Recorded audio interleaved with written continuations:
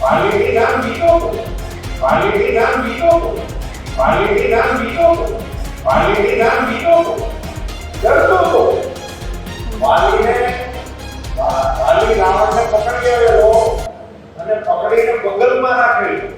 નમસ્કાર દર્શક મિત્રો, સ્વાગત છે આપણે યુટ્યુબ ચેનલ એટલે કે MB ન્યૂઝ ગુજરાતમાં. ચાલો મિત્રો, આજે આપણે વાત કરીશું ફરી એકવાર પરસોત્તમ રૂપાલા સાહેબ વિવાદમાં આવ્યા છે.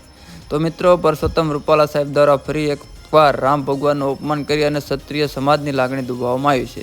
તો ચાલો મિત્રો, સૌપ્રથમ પરસોત્તમ રૂપાલાના કયા નિવેદનથી ક્ષત્રિય સમાજ અને પરસોત્તમ રૂપાલા ફરી એકવાર આમને સામને આવ્યા છે.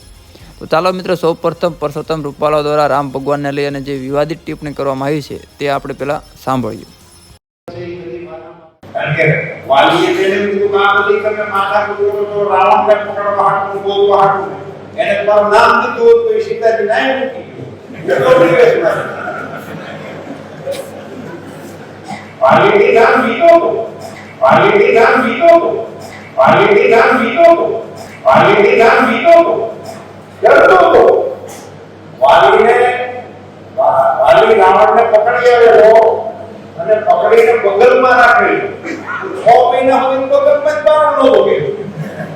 આવો રાવણ તે કૈલાસને ફૂટબોલના દરાની જેમ ઉછાળતો તો એ વાલીની બગલમાં 6 મહિના રહેલો.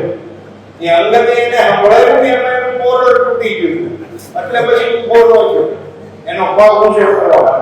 આ બધી ઘટનાઓ સમજવા જેવી. ઈ વાલીએ અંગતના ઘોડિયા ઉપર એને ઊંધો ટેકાડી રહ્યો હતો. વી હાથ ને આમ બધું હતું, છોકરા રમવાની મજા આવી. વાલીના ઘોડિયા.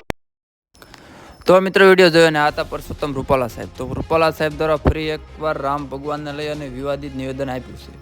તો પરસોત્તમ રૂપાલા કોઈ રામ અને રાવણની વાત કરતા ત્યારે રામ ભગવાન વાલીથી બીતો હતો આવું નિવેદન વારંવાર આપતા ફરી એકવાર પરસોત્તમ રૂપાલા વિવાદમાં જોવા મળ્યા છે.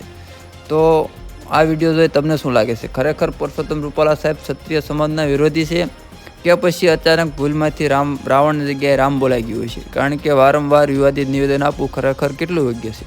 તો પરસોત્તમ રૂપાલાના આ વિવાદિત નિવેદનને લઈ તમારે શું કહેવું છે તે પણ એક કોમેન્ટ કરીને જણાવજો. તો આજની વિડીયોમાં એટલું. ફરી મળશું નવા સાથે નવા અહેવાલ સાથે. જય હિન્દ, વંદે માતરમ.